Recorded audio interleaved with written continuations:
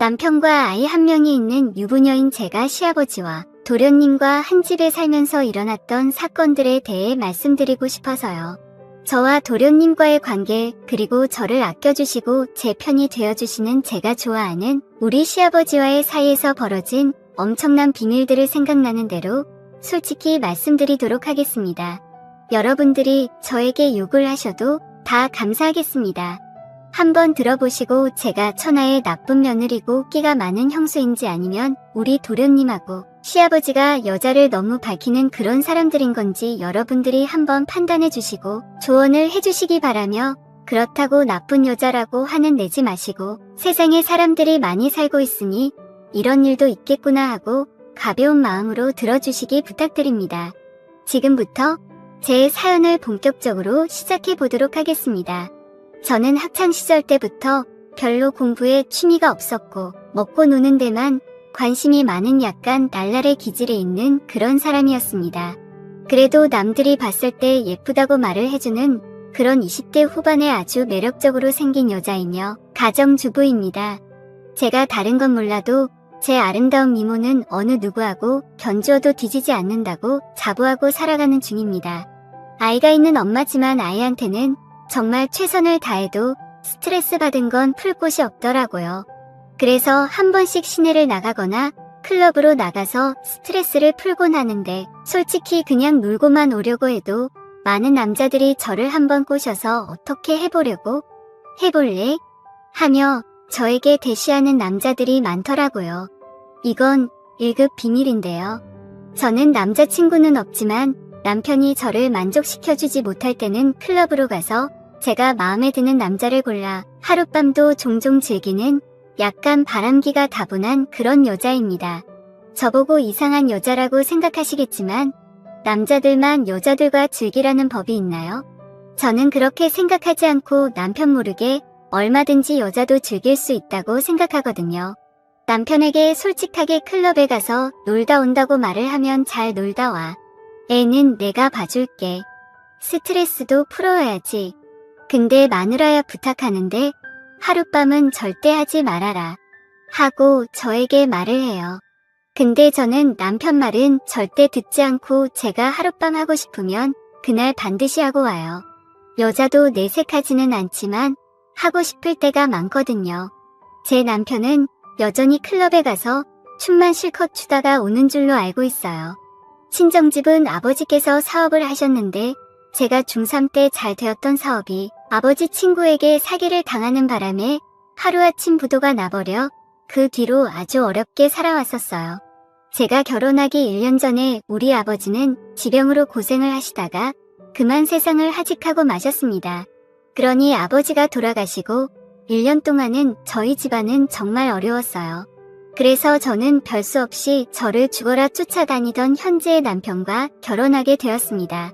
사실은 현재의 남편을 좋아하기보다는 시댁의 제역과 시아버지를 보고 결혼한 게 더 맞는 말인 것 같아요. 아버님은 볼 때마다 말씀해주시니 제가 사랑받고 있다는 게 느껴져요. 아버님, 제가 항상 아버님 편이라는 거 아시죠? 사랑해요. 우리 아버님. 하고 말씀드립니다. 잔소리도 안 하시고 제가 잘못할 때도 항상 제 옆에서 제 탓 아니라고 위로해주시는 우리 아버님이야말로 듬직한 남자 중에 남자이신 것 같았어요. 워낙 사람이 따뜻하신 분이셔서인지 제 몸을 만져도 기분 나쁘지 않았거든요. 시아버지는 50대 후반인데 솔직히 제 남편보다 훨씬 잘생겼고 체력도 좋으시고 운동을 많이 하셔서 힘이 장사시더라고요. 어느 날 시아버지와 둘이 있을 때 저는 시아버지의 힘을 테스트해 보고 싶었어요. 저는 당돌하게 아버님이 그렇게 힘이 좋으시다면서요? 그 힘 한번 써보실래요? 하고 말씀드렸더니 시아버지는 약간 놀란 표정으로 힘 좋지. 내가 힘이 젊은 사람 보지 않게 좋긴 하다만 지금 어디에 힘을 쓰라는 말이냐? 여기서? 하고 당황해하시며 물어보시더라고요.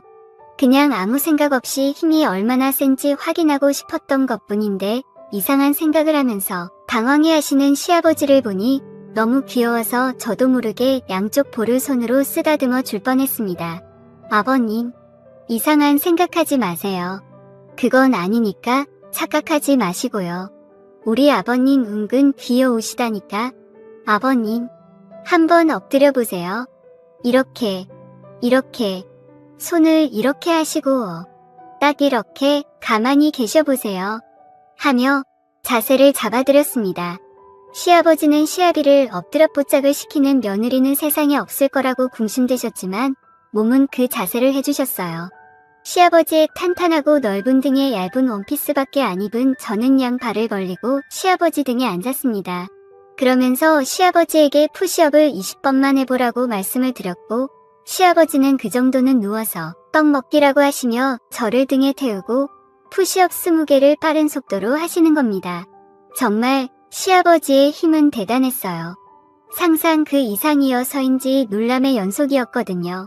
그렇게 놀래는 동안 푸시업 20번은 순식간에 지나갔고 저는 정신을 차리고 내려오려고 했더니 갑자기 시아버지는 팔다리에 힘이 풀려 그 자리에 그대로 누워버리시고 말았습니다. 저 역시 시아버지 등 위에 엎드려버리는 자세가 되고 말았어요. 정말 그 자세가 묘한 자세였고 기분도 이상했습니다. 누가 봤으면 오해하기 딱 좋은 자세였어요. 그때 시아버지는 몸을 재빨리 돌리시더니 저를 안아버리시는 겁니다. 제가 생각지도 못한 이상한 자세가 되어버렸어요. 아버님, 이거 뭐죠? 저는 아버님 힘만 구경하고 싶었는데 이건 안 해주셔도 될 것 같아요. 하고 말씀드렸고 시아버지는 제 머리를 한번 쓱 만져주시고는 우리 며느리가 장난치는 걸 좋아하는지 몰랐다며 같이 장난치고 노니 재미있다라고 하시며 제 볼을 살짝 꼬집으셨습니다. 분위기가 묘했지만 시아버지의 당당스러운 말에 저도 모르게 긴장이 풀리더라고요. 깜짝이야. 놀랬잖아요. 아버님, 남편보다 힘이 좋으시네요. 남편은 며칠 전에 아버님한테 해달라는 거 그대로 했는데 한 켜도 못하는 거 있죠. 진짜 아버님 남자 중에 남자 상남자 최고이신 것 같아요. 하고 말을 하니 시아버지는 나중에 또 힘을 쓸 수 있는 날이 왔으면 좋겠다는 의미심장한 말씀을 하시더라고요. 이렇게 시아버지와 저는 대화도 많이 하면서 친구처럼 장난도 잘 치고 집안일도 저에게 대부분 상의를 하는 저를 100% 믿으시는 관계로 발전해 나갔어요. 적당한 선을 넘지 않고 잘 유지하고 있습니다. 시아버지는 시댁의 모든 경제권을 다 쥐고 계셨는데 부동산과 주식이 많으신 알부자십니다. 솔직히 여러분들에게 말씀드리지만 시아버지의 재력이 좋아요. 시아버지는 시시때때로 제 주머니 속에 늘 현금을 듬뿍 주고 계시는데 몇십만 돈도 주시고 제가 필요로 하면 카드도 선뜻 내와주세요. 제 물주이신 셈이죠. 그렇게 오손도손 즐거운 시댁 생활에 점점 빠져들어가고 있을 때쯤 잊을만 하면 도련님은 저에게 시비를 거시더라고요. 그날 저녁 도련님과 남편 그리고 시아버지와 식사를 하는데 도련님이 저에게 농담을 하는 겁니다. 형수, 예전에는 방울순둥이 마냥 예에 거리면서 예쁜지도 몰랐는데 이제 보니 할 말 다 하고 살고 아빠한테 용돈도 다 쓰고 하고 싶은 거 다 하고 살아서인지 시집 와서 더 예뻐진 것 같아요. 얼마나 시집살이가 편하면 지금 입고 있는 옷 보니까 속에 다 비치는데 일부러 남자들이 쓰니까 입는 거예요. 형수가 다 비치는 옷을 입고 이 큰 집을 돌아다니면 저같이 혈기왕성한 남자는 어떡하라고 그렇게 야한 옷을 입어요? 그거 장옷 아니에요? 에이, 보기 좀 그렇다. 형은 형수가 저렇게 입고 다니면 좀 말리지? 하는 겁니다. 지 보라고 입은 것도 아니고 옷을 제대로 구분도 못하면서 혼자 저렇게 이상한 생각을 하는 게 어이가 없어서 한 소리 하고 싶었지만 꼭 참았습니다. 도련님도 참, 뭐 눈에는 뭐만 보인다고 계속 방에 틀어박혀서 이상한 것만 보니까 제 옷도 이상하게 보이는 거 아니에요? 한 번씩 도련님 방 지나가면 여자들이 막 욕하는 소리 들긴 한데 도련님 취향 동네 방내가 소문나게 생겼어요.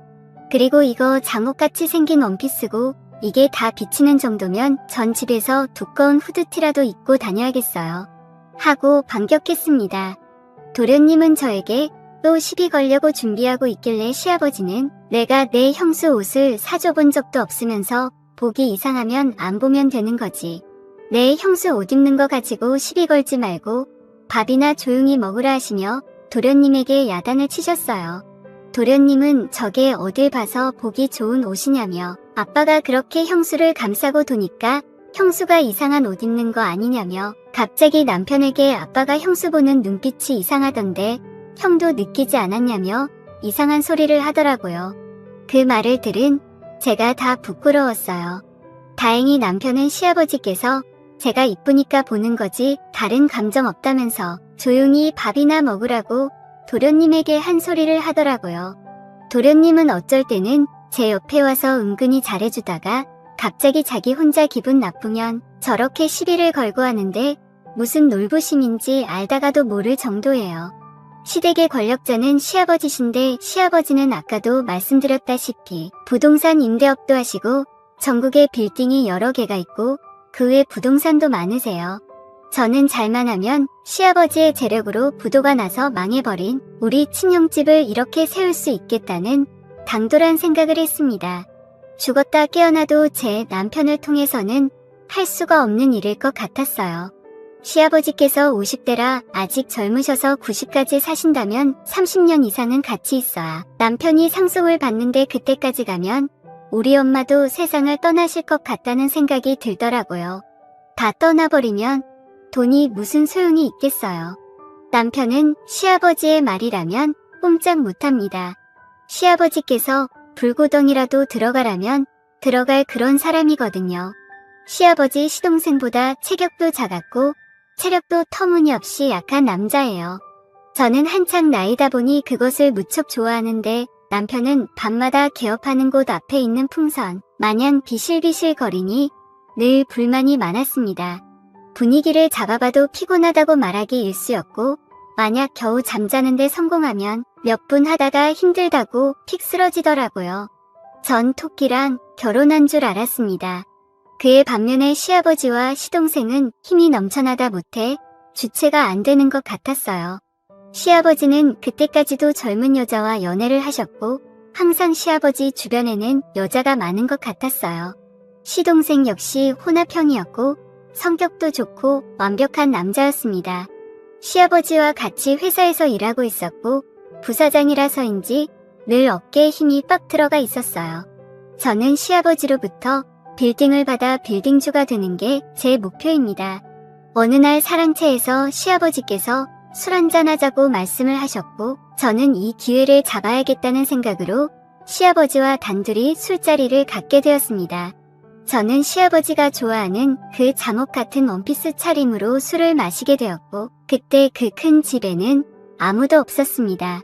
남편이 아들을 데리고 남동생이랑 같이 남자들만의 우정을 쌓고 오겠다며 나갔거든요.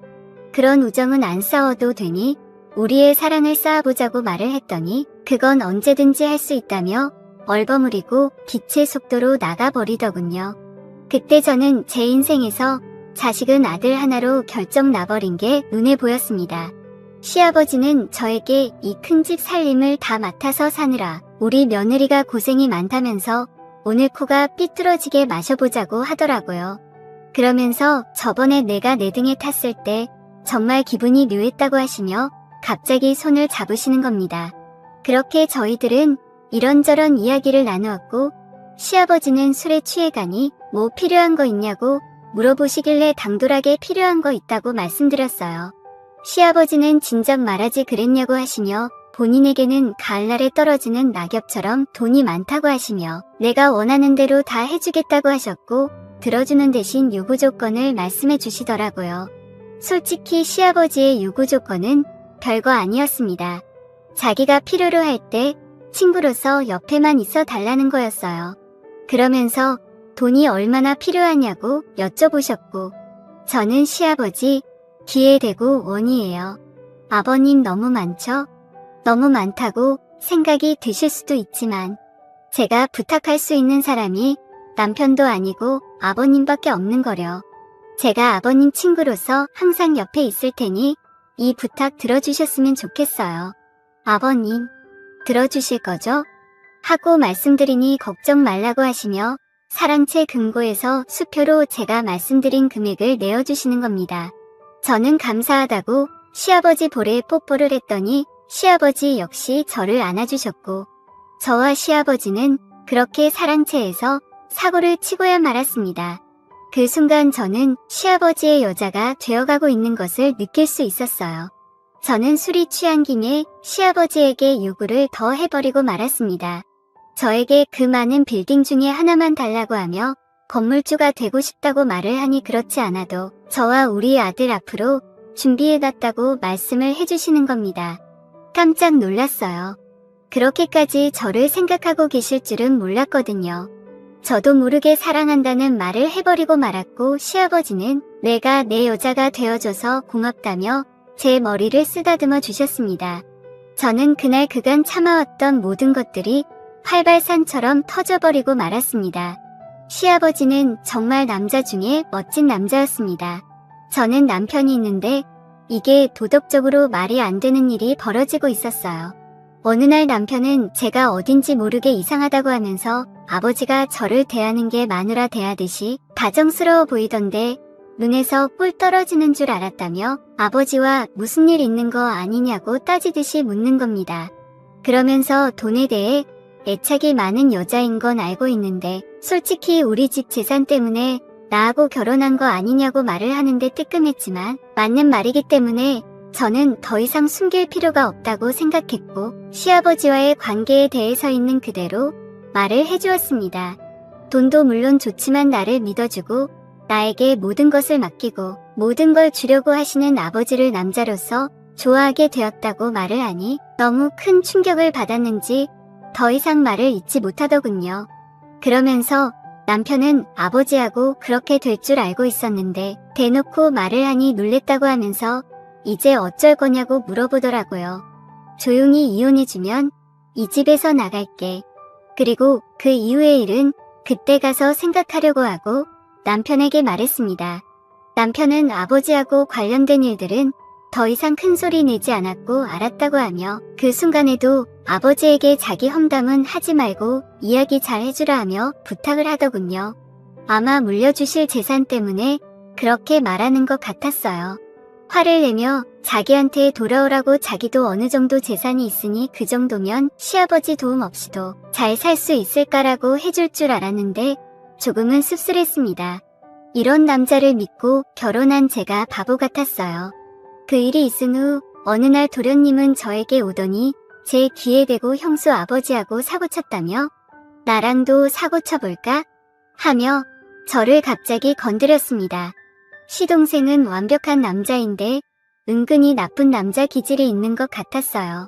오늘 저녁에 아버지는 모임이 있다고 나갔고 형은 아까 애기 데리고 캠핑장 갔으니 같이 술 한잔하자고 하더라고요. 낱말은 새가 듣고 반말은 쥐가 듣는다는 속담이 있는데 도련님까지 이 일을 알아버렸으니 정말 머리가 아파왔고 너무 복잡해지기 시작했습니다. 저는 별 수 없이 도련님의 협박에 그럼 같이 오늘 한 잔 마셔보자고 말을 했습니다. 저녁이 되어 술자리를 하게 되었고 술에 취해가니 도련님은 저에게 고백을 하더군요. 처음 저를 봤을 때 너무 좋아서 사랑 고백하고 싶었고 계속 그 기회를 엿봤는데 놓쳤다면서 오늘이 그 기회라고 하는 겁니다. 그러면서 지금까지 살아오면서 형수처럼 지적이고 이쁜 여자는 한 번도 본 적이 없다고 매일매일 제 생각이 난다고 하더라고요. 저는 그 사랑을 받아줄 수가 없다고 말을 해야 했어요. 시아버지를 사랑하는데 도련님을 사랑한다는 게 말이나 되는 일인가요? 게다가 매번 저에게 트집을 잡고 욕만 해대고 시비 거는데 도대체 어느 부분에서 사랑의 감정이 싹튈 수 있는지 저는 도련님에게 감사하고 고마운데 그 고백 받아줄 수가 없다고 말을 하니 도련님은 벌컥 화를 내는 겁니다.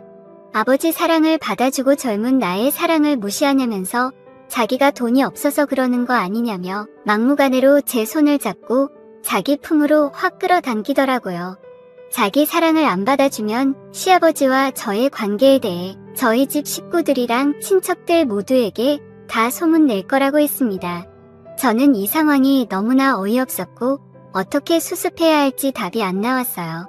친정엄마와 가족들이 이런 상황을 알면 얼마나 기가 막혀야 할까요? 정말 끔찍했습니다. 저는 별 수 없이 도련님에게 그럼 그 사랑을 받아줄 테니 비밀을 철저히 지켜달라고 했습니다. 돈 때문에 어쩌다 이런 상황까지 와버린 건지 너무 창피했습니다. 저는 자포자기 심정으로 도련님이 원하는 대로 하겠다고 말을 했고 도련님께 모든 걸 맡겨버리고 말았습니다. 이걸 시아버지께서 아시면 어쩌지 하고 걱정하고 있었는데 도련님은 아버지에게는 무덤까지 갖고 갈 테니 걱정 말라고 했습니다. 저는 도련님에게 절대 오늘 있었던 일 가지고 협박하지 말라고 말을 하며 협박하게 되면 저도 못 참고 시아버지에게 말을 할 거라고 하니 역시나 도련님은 시아버지를 무서워했습니다. 시아버지에게 말하면 재산도 못 물려받고 혼나기만 하는 게 아니라 쫓겨날 거라며 저에게 말하지 말라고 사정을 하더라고요. 저는 제가 원하는 걸 얻기 위해 시아버지를 사랑하게 되었지만 솔직히 제 자신도 이 엄청난 현실에 너무나 걱정이 됩니다. 이렇게 살아가도 되는 걸까요? 이혼 준비 중이고 시아버지와 도련님, 저 이렇게 세 사람의 관계는 여전히 진행 중입니다. 저를 욕하셔도 달게 받겠습니다. 제 사연을 들어주셔서 감사합니다. 안녕하세요. 저희는 신혼 8개월 차 맞벌이 부부예요. 어떻게 보면 전 피해자인데 시어머니의 자식 사랑 덕분에 제가 가해자가 된 듯한 취급받고 지금은 시어머니랑 연락도 끊겼습니다. 사실 뭐 크게 아쉽거나 그렇지는 않아요. 제가 남편이랑 결혼한 거지 시댁이랑 결혼한 건 아니니까요. 원인은 여느 집들과 마찬가지로 시누이였습니다. 시누이라는 타이틀이 생기면 못되게 굴어야 된다는 그런 사명감이라도 생기는 걸까요? 남편에게는 결혼 안 한 어린 여동생이 하나 있습니다. 다른 남매들하고는 다르게 사이가 꽤 좋더라고요. 그러거나 말거나 크게 신경 안 썼습니다. 어차피 결혼은 나랑 하는 거고 우리가 시댁 모시고 살 것도 아니니까요. 근데 시댁에 한 번씩 놀러 갈 때마다 저는 별 생각 없는데 저한테 말을 툭툭 던지더라고요. 뭐랄까, 한마디 한마디에 가시가 있달까?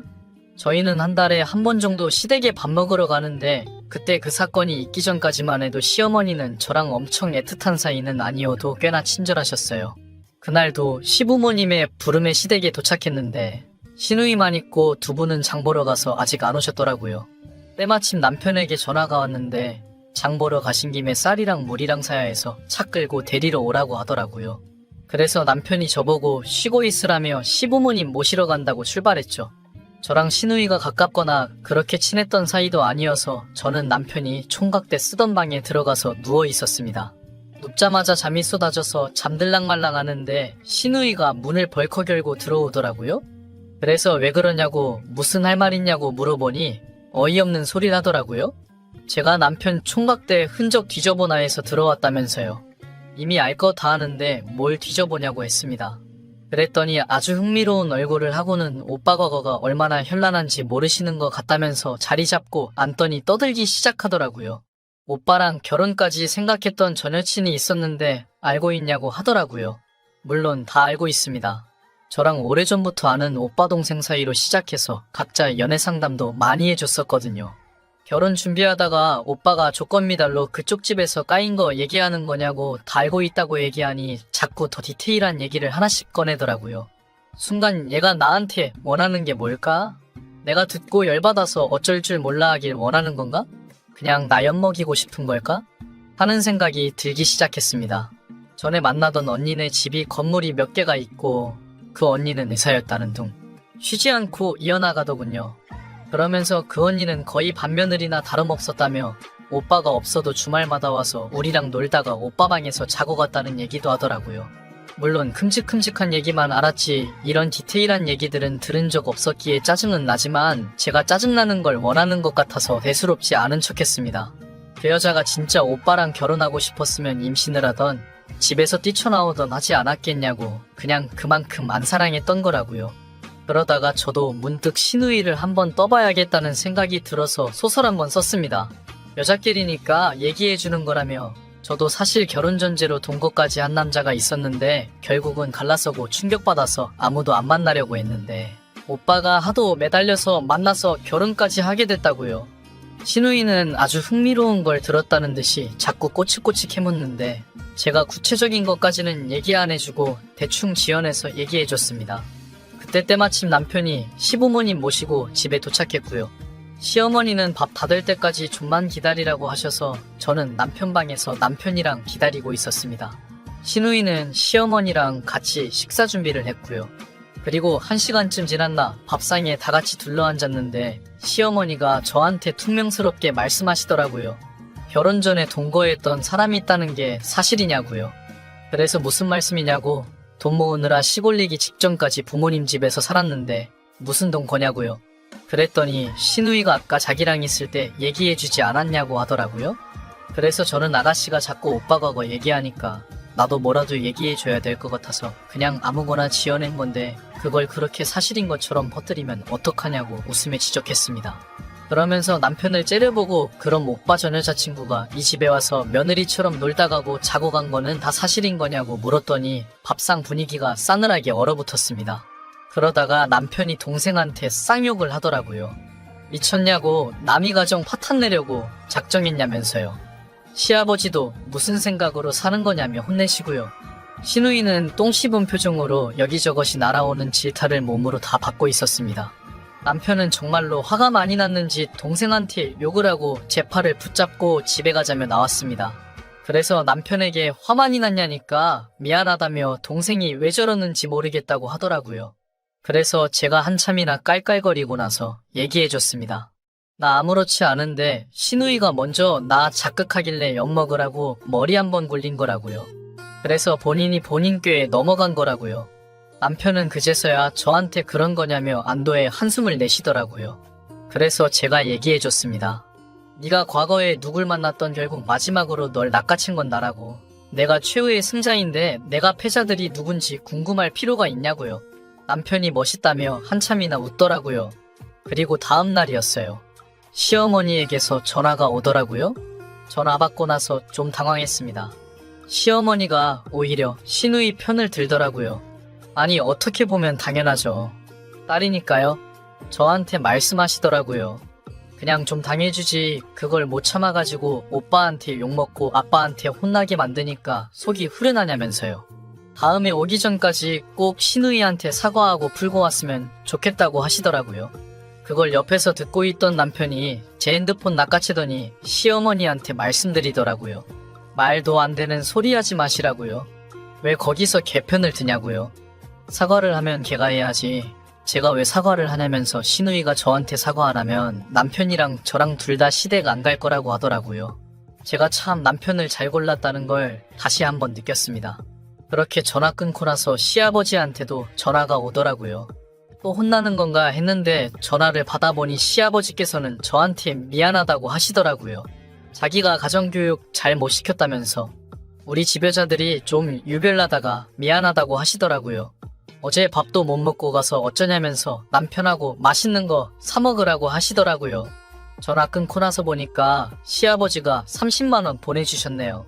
아빠랑 오빠가 이렇게 스윗한데 동생이 어쩌다가 저렇게 꼬인 게 태어난 건지 참 신기하네요. 저는 올해 초에 이혼하게 되었습니다. 막무가내 시어머니와 중간에서 제 역할 못하는 남편 때문이었죠. 그나마 제일 멀쩡했던 게 신우이였습니다. 가만히 있어서 중간은 간 거죠. 처음에 제가 이 집으로 시집 왔을 때부터 시집살이를 겪었습니다. 그때는 그게 당연한 줄로만 알고 반항도 하지 않았죠. 남편과 어린 나이에 아무것도 모르고 결혼을 해버렸고 친정엄마는 제가 어렸을 때 돌아가셔서 주변에 조언해줄 사람이라고는 찾을 수 없었습니다. 어린 나이에 아무것도 모르고 시어머니가 시댁 근처에 전세 돌리는 빌라가 있다면서 거기 들어와서 살면 돈 많이 모을 수 있지 않겠냐고 해서 저는 좋은 제안인 줄로 착각했습니다. 그렇게 저는 제 발로 시집살이의 지옥으로 걸어 들어간 거나 다름이 없었죠. 뭐 사실 따지고 보면 이 남자랑 결혼한 것부터가 잘못된 선택이었죠. 명절이면 전이고 잡채고 제가 혼자 다 준비했고요. 그때는 남들도 다 그렇게 하는 줄 알았습니다. 그렇게 명절은 시댁에서 다 보내고 친정은 명절 다 끝나고 나서야 갈 수 있었고요. 시간이 지나면서 주변 사람들한테 얘기를 하나둘씩 들어보니 제가 참 바보같이 시집살이 당하고 있더라고요. 집이 가깝다는 이유로 평일 주말 합쳐서 한 달에 10번 이상은 기본적으로 시댁에 들렀습니다. 어느 순간부터 몸이 지치니까 차라리 야근을 하고 집에 늦게 가는 게 낫겠다는 생각도 들더라고요. 남편도 어차피 저 없으면 혼자 할 줄 아는 게 아무것도 없어서 객관적으로 생각해보니 제가 목소리를 좀 낼 수 있겠더라고요. 10년 넘는 결혼 생활 끝에 제 첫 반항은 작년 추석 지나고였습니다. 추석에 모든 친척이 먹을 음식 제가 다 했는데 그 다음 주에도 시어머니는 저희를 집으로 부르시더라고요. 저녁 먹으러 오라면서요. 보통 시어머니가 저녁 먹으러 오라고 하는 건 집에 와서 저녁 차리라는 거예요. 제가 퇴근하고 도착하면 7시 정도인데 그때부터 준비해도 30-40분은 좋게 걸립니다. 근데 시어머니는 하루 종일 집에 계시면 혼자서 해 드실 법도 한데 굳이 저를 기다리시더라고요. 근데 그날은 왠지 모르게 시댁에 가기 싫더라고요. 출근하자마자 시어머니한테서 퇴근하고 시댁으로 건너오라는 연락을 받고 일부러 점심시간까지 답장을 안 했습니다. 그러자 점심시간에 남편한테 연락이 오더라고요. 엄마한테 연락 못 받았냐면서요. 그래서 너무 바빠서 깜빡했다. 오늘은 피곤해서 못 가겠다고 얘기했습니다. 제 첫 거절에 남편은 적잖게 당황한 듯 했습니다. 그렇다고 자기가 나한테 전화로 시집살이를 시킬 수 있는 것도 아니니까요. 생각보다 쉽게 시집살이를 끊어내나 싶었는데 퇴근 직전에 시어머니한테서 연락이 오더라고요. 와서 저녁 준비하라면서요. 안 피곤한 사람이 누가 있냐면서요. 저도 그 순간 왜 그렇게 대답했는지는 모르겠는데 시어머니에게 대답했습니다. 어머님 하루 종일 집에 계시지 않았냐고요? 저보다는 덜 피곤하실 것 같다고요. 시어머니가 소리를 지르시더라고요. 지금 해보자는 거냐고요. 그래서 말씀드리지 않았냐고. 저 정말 피곤해서 쓸데없는 언쟁하고 싶지 않으니까 남편이랑 집에서 드시던지 외식하시라고 했습니다. 한번 내지르고 나니까 속이 후련하더라고요. 그날 시어머니와 남편에게서 오는 전화 안 받고 집에서 혼자 라면 끓여 먹으면서 TV 봤습니다. 별거 아닌데 참 행복하더라고요. 9시가 좀 안 돼서 남편이 들어오는데 아무렇지 않게 인사했습니다. 결혼 이후 줄곧 우유부단한 자세로 중간에서 제대로 역할도 못해서 지금까지 제가 시집살이 당하며 고통받는 동안 아무것도 해주지 않은 장본인이 대뜸 저한테 따지더군요. 피곤하면 며느리 안 하냐고. 며느리면 피곤해도 할 일은 해야 하는 거 아니냐면서요. 그래서 저도 다시 남편에게 반문했습니다. 언제부터 시댁 저녁 차려주는 게 며느리 할 일이었냐고요. 막말로 10년 동안 직장 다니면서 시댁에 용돈 드리고 매주 찾아뵙고 시집살이 하는 동안 시어머니가 내 생일이라고 고깃국을 한 번을 끓여줬냐, 아니면 선물을 사주기를 했냐고 따졌습니다. 시어머니랑 입을 맞추고 왔겠지만 제가 이렇게까지 반항할 줄을 예상 못했나 봅니다.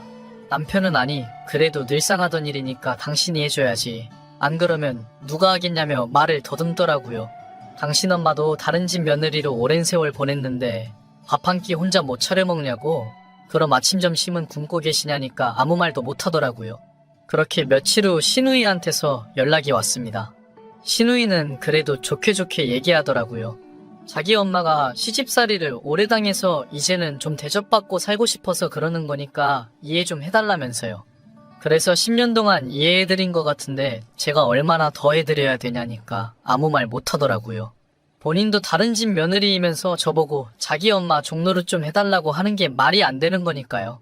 그렇게 냉랭하게 2달 정도가 지났습니다. 그동안 저는 쭉 퇴근 후 집에 와서 특별한 건 안 했지만 제 휴식을 위해서만 시간을 썼습니다. 물론 남편을 제 맘대로 휘두르지는 않았어요.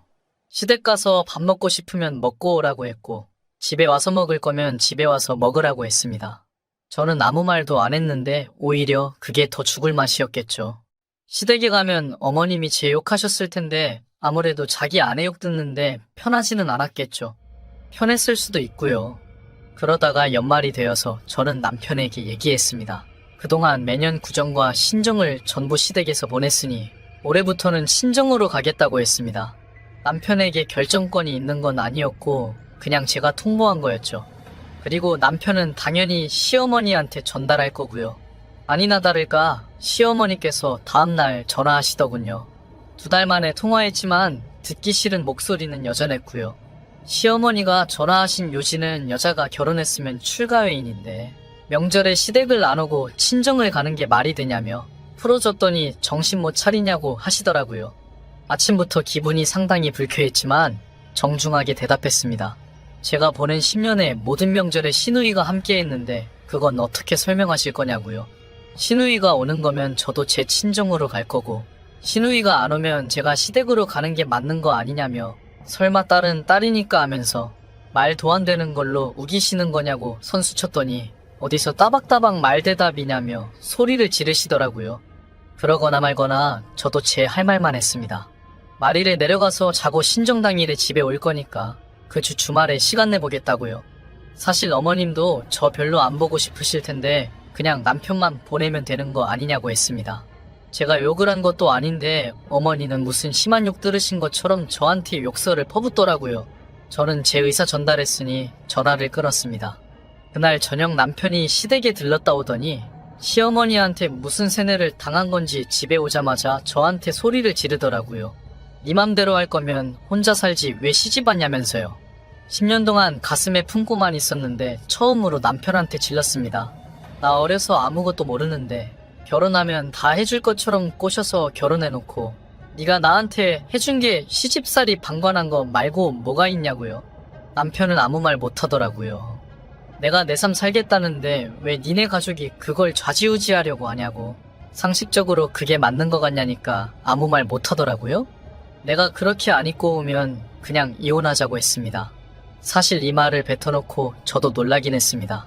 머릿속으로는 이혼까지 생각한 적은 없었지만 가슴속에서 저도 모르게 튀어나온 듯 했습니다.